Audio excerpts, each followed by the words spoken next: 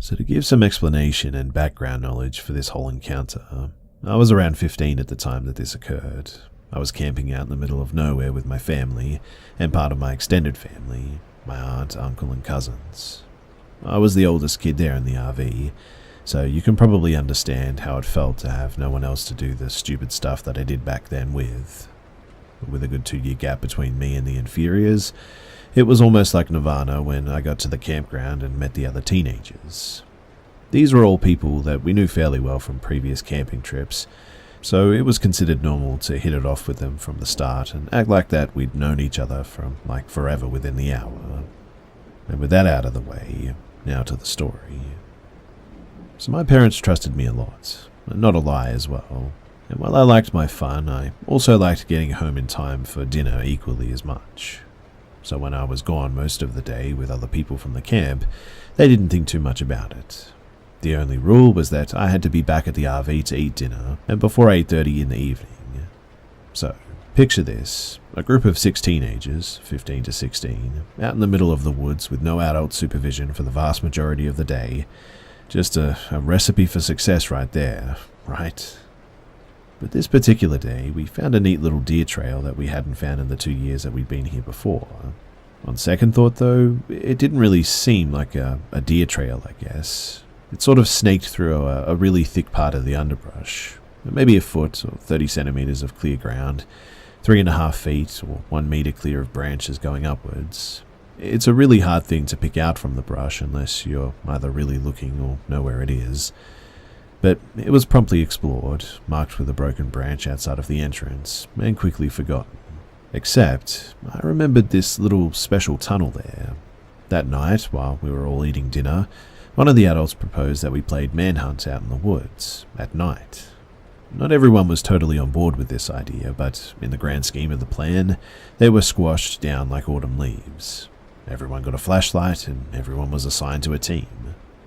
For those of you who aren't sure what Manhunt is, here's a brief explanation. So everyone playing is given a flashlight, and they're divided into 2 groups. It's basically like glorified flash tag, but there's a catch, you see. As you catch people, you have to correctly identify who they are, and if you can, they join forces with the hunters. The last man standing gets a candy bar or something, or whatever is being offered as a prize. This is how we played it. So, for the first round, I get lumped with the runners, those who are getting chased by the hunters. We get a 5-minute head start to run, climb a tree, or whatever we want, to evade the hunters. Usually I'm the one up the tree, but that never really worked out as being the winning spot, so to try and score a win for once, I decided to play the cat and use one surefire method of escape. And the hiding spot was that rude little path through the thicket. It took most of the head start time to find the thing, because it was so well hidden and out of the way. As I passed hiding spots, I heard hushed, smothered whispering between siblings who were questioning my actions, like a bird's wings rustling when it's fluffing itself. It should be noted that I have bat hearing. My ears are possibly my greatest asset in the game. But when I'm just reaching the destination, I hear the short blast of the air horn announcing that the 5 minutes are up. I swan dove into this minute little path in the undergrowth, shuffling on my hands and knees until I'm about halfway in, crouching down like some huge malformed quail. The hunters are doing an initial sweep through the trails, looking for obvious hiders and people caught out trying to change spots and stuff like that. But when they finally reach me, they reach the dead end and go straight back. I try to readjust myself and crawl further down the tunnel, and I honestly don't know how it happened, but I found an even more hidden path within that one, and accidentally, I dragged my stupid body down the rabbit hole. Except, instead of ending in a dead end, this one ended in a sort of slight hollow. I don't ever want to describe exactly what I found there, but I'm sorry, I just can't. But what I will say is that it was a younger looking woman, naked, covered in lacerations and wounds, in the fetal position. Her glassy glazed eyes seemed to look straight through me. I won't go any further than that, but I was too scared to scream, and I froze there while dark burgundy stains formed on my jeans. I froze there in a pseudo-catatonic position like a marble carving for what felt like hours. And then I heard someone else coming along that path. have you ever been so scared that for one moment, one insane moment, you truly consider something incredibly stupid as a viable option to escape? That was one of those times. I let out a short, trembling whimper and started moving. Whoever was on that path, they stopped, and then eagerly started moving forward again. I could hear their panting, uneven breaths of a man, a horrible marker of whoever was getting closer and closer to me by the second. And, by some wondrous, beautiful miracle, he missed the path leading to the brushy hollow. I heard him moving down past the entrance, dragging something clunky and awkward behind him. I heard clinking noises and the occasional effort to silence the small, sharp noises. I heard a low curse, somewhere towards the end of the tunnel, and I blasted out of the undergrowth tunnel like a bullet, forcing its way out of a barrel. Cracks, crashes, and obnoxious rustling all around me as I heard the man sharply intake a breath and begin to move towards me. The hoarse, deep panting was getting closer and closer to me, a testament to how I was too slow at exiting. Somehow, I exploded out of the entrance, got onto my wobbly, half-asleep legs, and started booking it down the trail. The unknown pursuer was close behind me for a bit, but it seemed like he was too exhausted to chase me at the same speed for long. I know everyone loves to rip on the fact that people always trip in horror movies, but in all honesty, tripping is something that I am amazed I didn't do that day.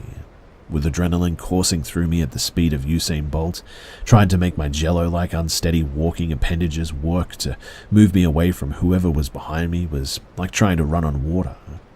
It felt like an eternity, but I finally reached the main trail, running back to the camp, and sprinted down it screaming bloody murder. Confused faces looked out from the trees, and I think someone called after me. Reaching the camp was easy, but trying to explain why I woke up half the people in the camp and bolted out of the woods at breakneck speed was much harder. When I finally choked the words out to explain, I remember a profound, insidious silence throughout the group of adults waiting at the mouth of the trail, and I really don't remember a whole lot from that point on. I know the cops were called, and my mother and aunt ran shrieking and wailing along the trail, calling for the other kids to come back to safety. When someone's yelling like that, you don't ignore it too. They rounded everyone up in like 30 seconds flat and barreled back into the camp. The police, they found a man out in the woods, creeping along the trail clutching a knife. A black garbage bag with a plethora of sharp instruments was found, and a saw was found abandoned on the trail, some speckled and smeared with dry blood. To be honest too, I just really don't think that there's any getting over this. I still have nightmares sometimes of the man chasing me, breathing heavily down the back of my neck, trying to catch me. But sometimes in my dreams, he succeeds.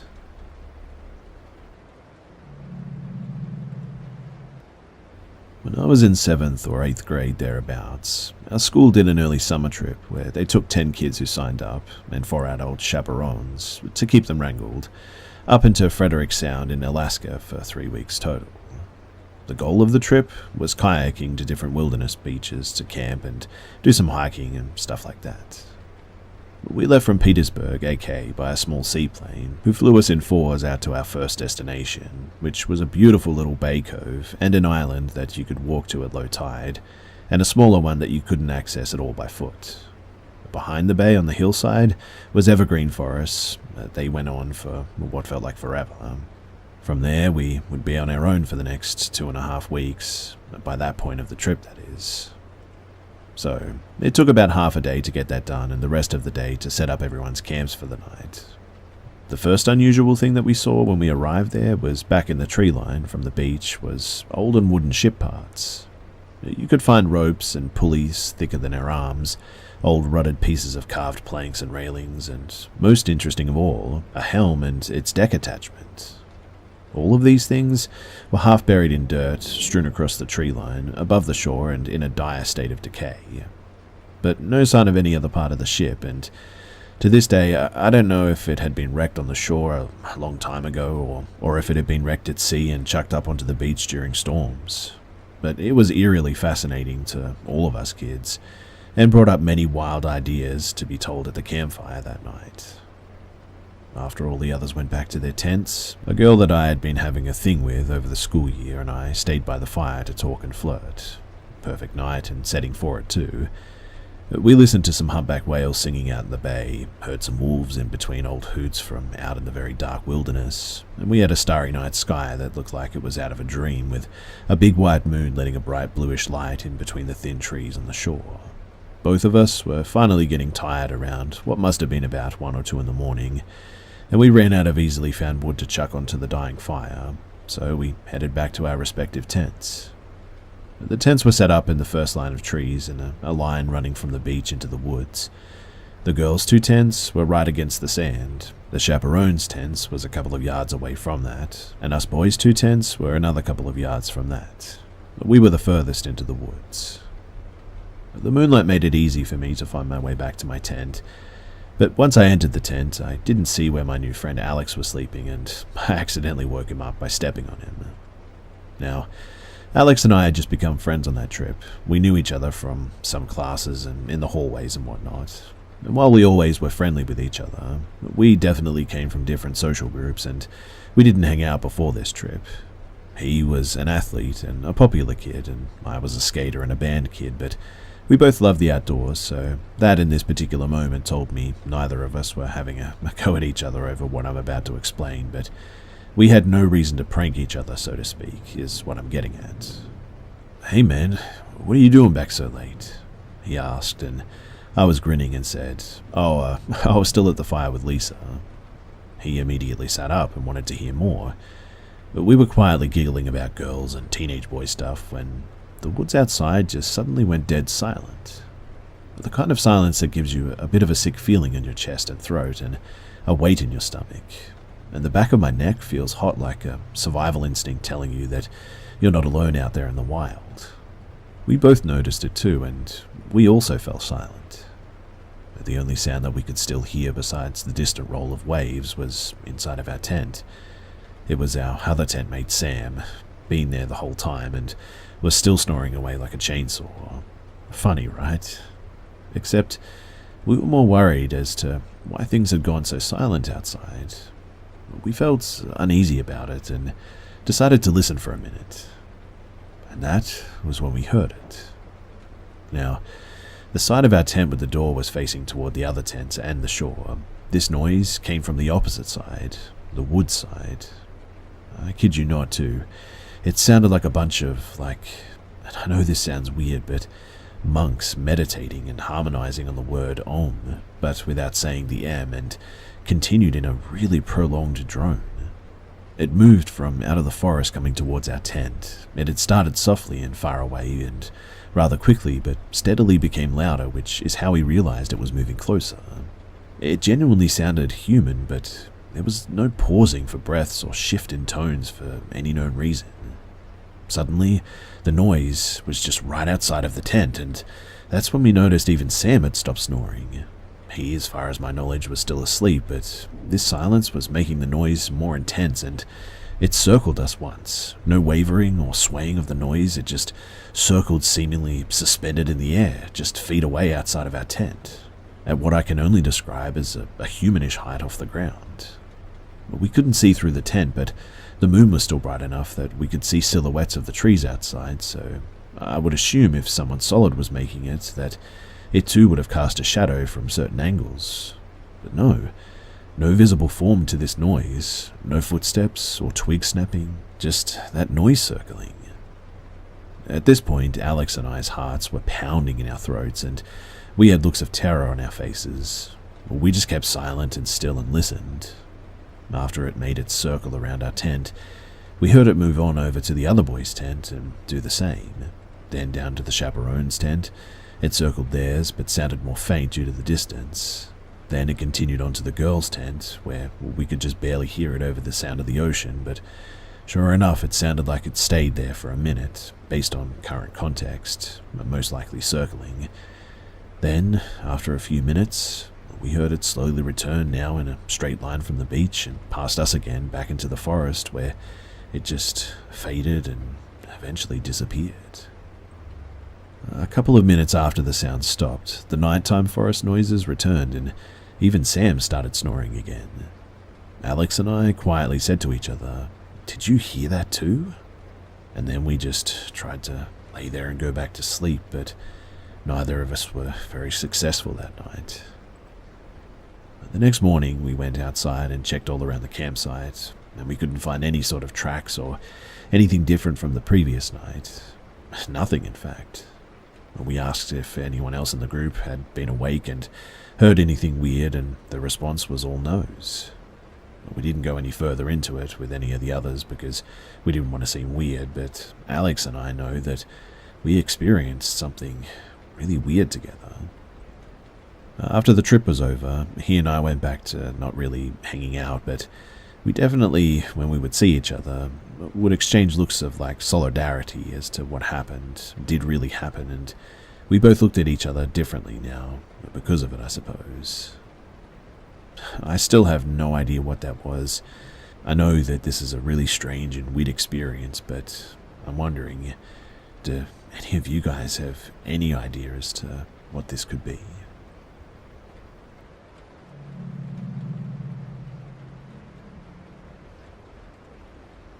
While taking a walk to the newsstand around the corner during the afternoon, unfortunately, my neighbor died. I swear that I was gone not even 30 minutes, too. I came back to EMTs and police swarming the building. It was kind of surreal how quickly it happened. I didn't know him super well, but I'd helped him carry in groceries, and he'd helped with my cat once, then told me in his super sassy old man way that he preferred dogs. After it happened, a bunch of residents were gathered into the common room, including the guy's roommate who had earbuds in listening to classical music, just staring into space with a blank look on his face. I assumed that he was traumatized. One of the neighbors, who's kind of a jerk, was joking about how the guy probably killed him. He started to walk over to ask him what happened, and I grabbed him, telling him not to be mean because the guy was clearly listening to classical music to calm down. We all agreed how horrific it'd be to lose a roommate and kind of scattered. The roommate was left in the common room until 11 p.m. while police waited for the body to be collected. They wouldn't let anyone back in. It's been somber since then, even though most of us didn't really know this guy. We see his roommate in the elevator and hall. He always has his headphones in. He doesn't acknowledge us, but just walks past. I've asked how he is, and he said fine. Which, okay, maybe he didn't want to talk to a total stranger, right? A few of the rest of us have chatted about the neighbor who passed and fun memories and stuff like that, but then yesterday I heard building staff talking about when they found him. Apparently, he was in nothing but a diaper. He was old, like I said, but he was laying on his sideways across the bed with his head almost to the floor, and his roommate was sitting calmly within sight at a table about 10 feet away. When the worker rushed to do CPR, she asked how long he'd been like that, and the roommate replied, "Oh, him? About 20 minutes. Now, it seems like it was natural causes, but the entire thing is obviously really bizarre upon hearing that. Several people also saw him shortly before this, fully clothed, and his roommate was just sitting there in the apartment with him while he died? I don't know. It's creepy, man, and I'm really glad that I'm moving out soon."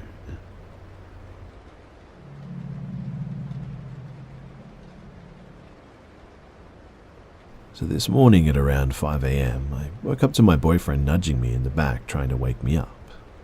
I remembered him sort of seeming panicked, but don't remember what he was saying, and we ended up just going back to sleep.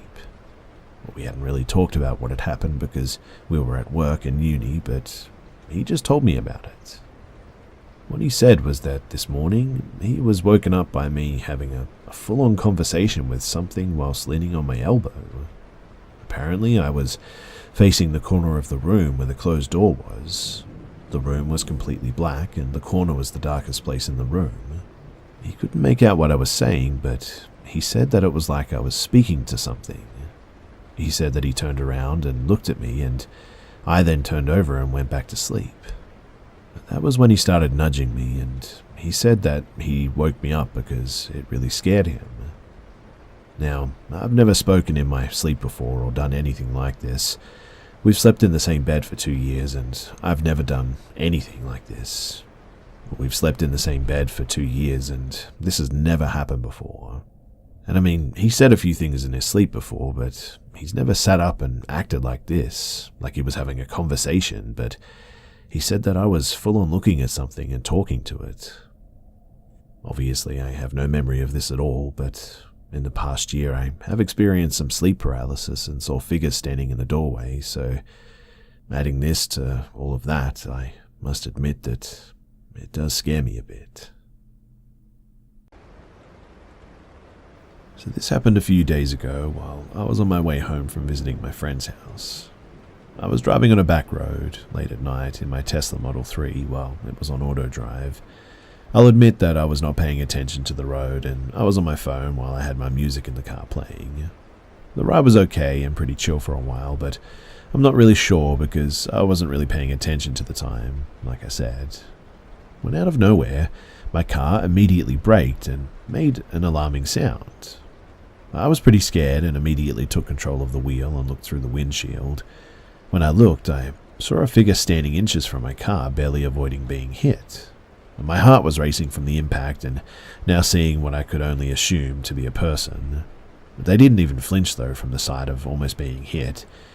I looked at them for a good 10 seconds before I put my car in park and turned on the megaphone to ask them if they're okay. They didn't respond and proceeded to walk near my window. I locked my doors while they were approaching because I was terrified. They asked me if I could roll the window down to speak to them, but I refused and told them that I could hear them from the other side. I then asked why they were out here all alone in the cold, and they told me that their car had broken down and that they were hoping somebody would stop to help them. As they were talking, I got a good look at their face, and they appeared to be somewhere between the ages of 25 to 30. They also asked me my name, and I told them, and they said that their name was Ashton. After that initial small talk, I told them that I would be calling someone to come and assist them with their situation. And they were not happy with that, and insisted that I drop them off to a friend's house who lived nearby. That's when I became really freaked out and obviously suspicious. They had told me that they were waiting for someone, and now they needed to be dropped off. It just didn't make sense. I then put my car into drive and told them again, from the window since the megaphone is not available in park, that I would call someone to come and help them. But then, they tried to reach for the door handle, but I guess that they forgot that Tesla handles are embedded into the car. But when they did that, I immediately stepped on the pedal and went flying down the road. I didn't even look into my rearview mirror or put the car back into autopilot. The whole ride back, I was just completely terrified. I did get back onto the main road where I would hope to see cars, and I just floored it home after that.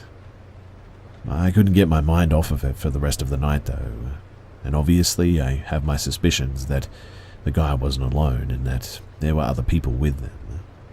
I pray that they didn't get somebody else who wasn't as lucky as me, and I will never in my life stop to help some random person ever again.